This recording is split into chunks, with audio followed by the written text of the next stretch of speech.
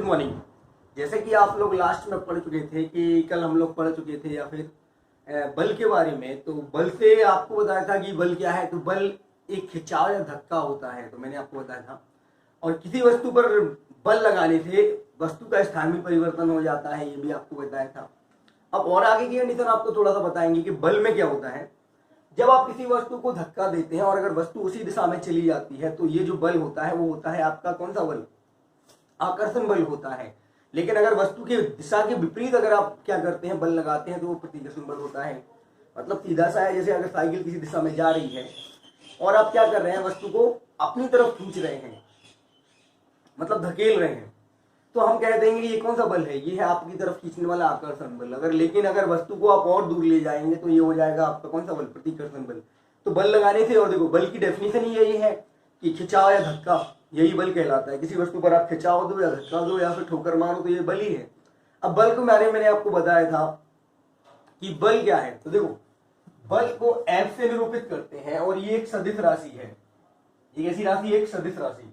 क्यों? क्योंकि बल जो है वो हमेशा किसी दिशा में ही लगाया जाता है। आप देखते हैं अगर कोई ठेला चालक जो है वो ठेला ले जाता है तो आप देखते होंगे कि वो ठेला जो है वो कहाँ ले जाएगा, वो दिशा में ले जाएगा। अगर आप कोई वस्तु उठाकर ऊपर रखते हैं तो आप किसी दिशा में कार्य कर रहे हैं। अगर आप किसी को धक्का भी दे रहे हैं तो वो भी किसी दिशा में जाके गिरेगा। तो ये सारी चीजें हैं वो दिशा के साथ हो रही है। तो इसलिए बल जो है वो एक सदिश राशि है और बल का मात्रक न्यूटन होता है। वो आपको आगे के द्रव्यमान समीकरण में या फिर द्रव्यमान और त्वरण वाले समीकरण में आपको बता देंगे हम। तो अभी तो आप केवल इतना समझो, ठीक है। अब आगे क्या दिया था, बल दो प्रकार के होते हैं। एक होता था संतुलित बल और एक होता था असंतुलित बल।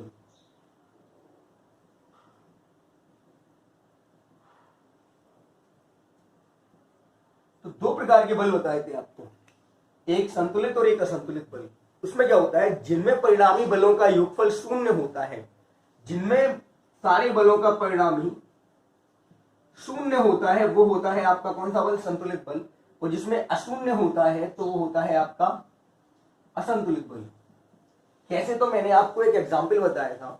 अगर दो बल विपरीत दिशा में एक वस्तु पर कार्यरत हो, दो बल विपरीत दिशा में एक वस्तु पर कार्यरत हो, तो वो बल होता है, परिणामी बल शून्य होता है, तो वो होता है संतुलित बल।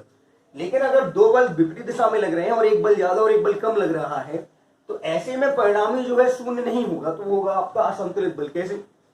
मान लीजिए एक गुब्बारा ले लीजिए, मान लीजिए गुब्बारा ले लीजिए, एक बलून ले लिया। अब एक फोर्स F1 यहां से दीजिए और एक फोर्स F2 यहां से दीजिए। अब दोनों बल लगाइए आप। तो अब गुब्बारे को लेते हैं और जब दोनों बल लगाते हैं तो आप देखेंगे, मान लीजिए यहां से 10 न्यूटन का बल लग रहा है, यहां से भी 10 न्यूटन का बल लग रहा है। तो इन दोनों बलों का परिणामी 10 माइनस 10 करेंगे, क्योंकि एक तरफ से प्लस का बल होगा तो एक तरफ से माइनस का बल हो रहा, तो परिणामी जो होगा वो क्या होगा, 0। तो ऐसी स्थिति में इन बलों का परिणामी जब शून्य होगा तो हम कहेंगे ये बल जो है वो संतुलित बल है। कौन सा बल है, संतुलित बल। क्योंकि दोनों तरफ से जब समान बल लगेगा तो वस्तु अपनी अवस्था को चेंज नहीं करेगी, और वस्तु अपनी अवस्था को चेंज नहीं करेगी तो उस पर जो बल रहेंगे वो कार्यरत नहीं होंगे, और कार्यरत नहीं होंगे तो हम कहेंगे बलों का परिणाम क्या होगा, शून्य होगा। लेकिन अगर यहीं से आप देखें, अब यहां से अगर ज्यादा बल लग रहा हो, 10 की बजाय 10 और कर दे तो 20 न्यूटन का बल लगे। अगर एक दिशा से अधिक बल लग रहा हो और दूसरी दिशा से कम बल लग रहा हो तो आप देखेंगे गुब्बारा जो है वो फूट जाएगा। क्यों फूट जाएगा? क्योंकि एक तरफ से ज्यादा बल लगा, एक तरफ से कम बल लगा, तो ज्यादा प्रेशर के कारण वस्तु जो है वो अपनी स्थिति को चेंज कर देगी। तो हम कहेंगे ऐसे बलों का परिणामी जो है वो शून्य नहीं है। तो ऐसी अवस्था में हम क्या कहेंगे कि जो वस्तु है उस पर कार्यरत जो बल होगा वो होगा असंतुलित बल। कौन सा बल होगा, असंतुलित। मतलब दो प्रकार के बल होते हैं, संतुलित और असंतुलित। संतुलित बलों में सभी बलों का परिणामी शून्य होता है और असंतुलित बलों में किसी भी बल का परिणामी शून्य नहीं होता है। एक और एग्जाम्पल, रस्साकसी का खेल आपको मैंने बताया था कि जब एक आदमी बीच में कोई वस्तु लटका दी जाती है और दोनों तरफ से आदमी लगे रहते हैं तो रस्सी को दोनों तरफ से खींचते हैं। तो आप देखेंगे जब वो दोनों साइड से खींचते हैं तो अगर बल समान होगा तो वस्तु अपनी अवस्था में ही रहती है। लेकिन अगर किसी तरफ एक आदमी भी मतलब एक व्यक्ति भी ज्यादा लगा दिया जाए तो बल का परिमाण जो होगा वो ज्यादा हो जाएगा, तो वस्तु उस तरफ ही चली जाएगी जिस तरफ बल ज्यादा होगा। तो ऐसी अवस्था में वो असंतुलित की अवस्था हो जाएगी। क्योंकि पहली अवस्था में देखा था जब समान बल लग रहे थे तो दोनों तरफ से वस्तु जो है वो इक्वल बैलेंस पर, मतलब एक ही समान अवस्था में थी। लेकिन जब एक तरफ से ज्यादा बल लगने से वस्तु की अवस्था क्या हो गई, चेंज हो गई, वस्तु एक तरफ से गई। तो हम कहेंगे ऐसे बलों का जो परिणामी होगा वो कैसा होगा, असंतुलित होगा। तो आपको समझ में आ गया होगा कि संतुलित बलों में परिणामी शून्य होता है, वस्तु अवस्था परिवर्तन नहीं करती है। और असंतुलित बलों में क्या होता है, वस्तु की अवस्था परिवर्तन हो जाता है, वस्तु एक ओर भी खिंच जाती है, प्रतिकर्षित हो जाती है, आकर्षित हो जाती है। ठीक है, अब थोड़ा सा और आगे देखेंगे।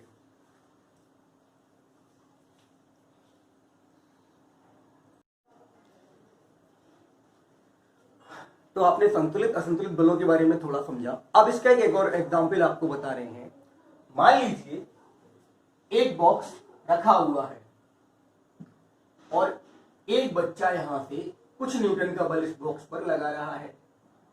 देखो, अब आपको पता है जब कोई वस्तु जमीन पर रखी होती है तो वो उस पर एक बल कार्य करता है जो वस्तु को अपनी अवस्था में बनाए रखने का प्रयत्न करता है, जिसको आप कहते हैं घर्षण बल।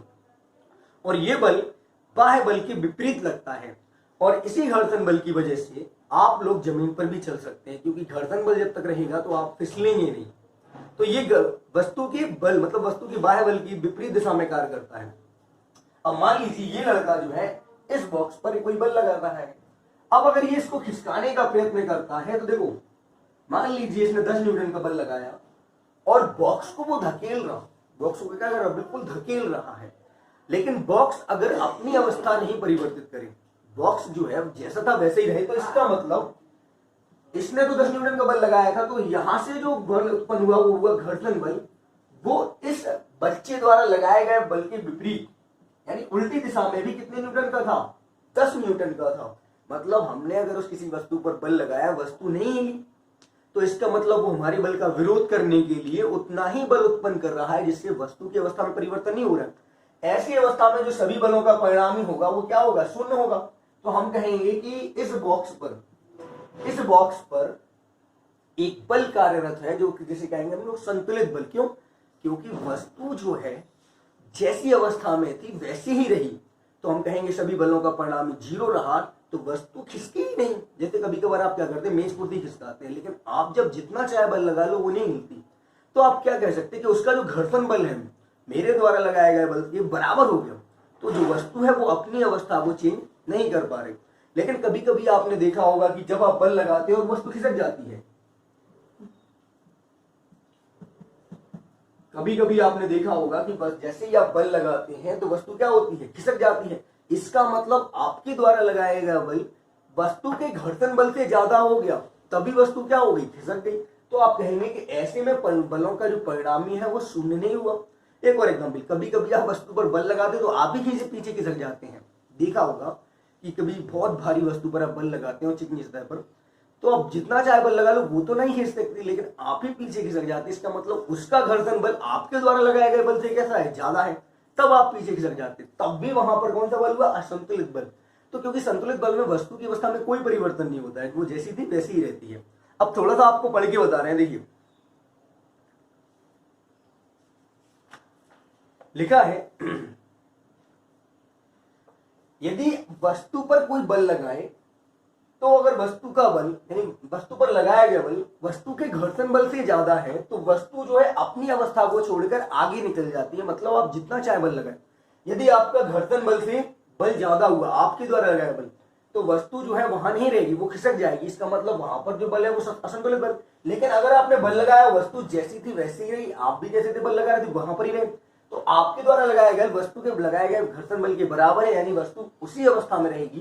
तो हम कहेंगे वो बल कौन सा हुआ, संतुलित बल। कौन सा बल हुआ, संतुलित बल। अब आगे सुनिए, लिखा है कि जब हम पैडल साइकिल चलाते हैं तो क्या होता है, आप देखते हैं तो आपने भी देखा है साइकिल में क्या होता है, आप पैडल चलाते पेशी बल लगाते हैं तो साइकिल धीरे धीरे धीरे गति करती है।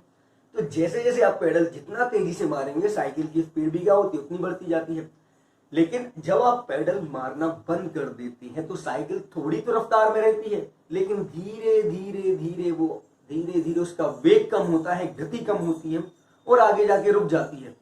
तो ऐसा क्यों हुआ, क्योंकि साइकिल के पहिए पर भी एक घर्षण बल लगता है। देखिए ये पहिया है इस पर भी जमीन के लिए एक घर्षण बल काम करता है। जब तक आप पैडल मार रहे थे, तो घर्षण बल की विपरीत कार्य कर रहे थे। जब तक बल लगा रहे थे तो साइकिल आगे बढ़ रही थी, लेकिन जब आपने पैडल मारना बंद कर दिया तो आपके द्वारा लगाया गया बल कम हो गया। तो ऐसी अवस्था में जो जमीन का घर्षण बल है, पृथ्वी का घर्षण बल है, वो बढ़ता जाएगा। तो साइकिल जाएगी, धीरे धीरे जाएगी, लेकिन आपका फोर्स जैसे जैसे कम होता जाएगा वैसे वैसे घर्षण बल बढ़ता जाएगा। और एक अवस्था ऐसी आ जाएगी कि घर्षण बल का मान ज्यादा हो जाएगा और आपका फोर्स बिल्कुल नगण्य हो जाएगा। तो जो वस्तु होगी, साइकिल होगी, वो क्या हो जाएगी, रुक जाएगी। मतलब फिर वो आगे नहीं बढ़ेगी, तो वो खड़ी हो जाती है। आपने भी देखा है कि आप पैडल मारते हैं तो थोड़ी दूर पर साइकिल क्या हो जाती है, रुक जाती है। क्यों? क्योंकि घर्षण बल विपरीत काम कर रहा है, और विपरीत काम करेगा तो सीधी सीधी बात है, साइकिल आगे बढ़ जाएगी नहीं, वस्तु खड़ी हो जाएगी, साइकिल खड़ी हो जाएगी। आगे सुनिए, इस अवस्था में हम देखते हैं किसी वस्तु को गतिशील बनाए रखने के लिए एक बल काम करता है। हाँ, अब ये इंपॉर्टेंट चीज है कि अगर किसी वस्तु को आपको गतिशील बनाना है तो उस पर बल लगाना पड़ेगा। सीधा सा एग्जाम्पल है, जब लाइट आती है तो फैन चलता है, मतलब लाइट पर एक फोर्स काम, मतलब फैन पर एक फोर्स काम करता है, यानी विद्युत से उसको ऊर्जा मिलती, चलता। जब साइकिल चलाते हैं तो हम लोग बल लगाते हैं, और जब बल लगाते हैं तो साइकिल चलती है। लेकिन हमारे द्वारा पैरों का बल यानी पेशी बल अगर लगाना बंद कर दें तो साइकिल भी आगे नहीं बढ़ेगी। जब आगे नहीं बढ़ेगी तो साइकिल रुक जाएगी, और रुक जाएगी तो आपको पता है कि फिर उस पर एक संतुलित बल काम करेगा। एक ही तरफ से बल लग रहा है, क्योंकि अगर संतुलित होगा तो बराबर बराबर चलती रहती वो। तो ठीक है, आगे दिया है, तथापि यह बिल्कुल गलत है कि समान वेग से कोई वस्तु गतिमान रह सकती है जबकि उस पर संतुलित बल लग रहे हो। हाँ, लिखा भी है कि यद्यपि यह बिल्कुल गलत तथ्य है, कोई वस्तु समान वेग के साथ केवल तभी गतिशील रह सकती है जब उस पर बराबर। अब देखो, केवल वस्तु पर संतुलित बल ऐसा ही नहीं होता है।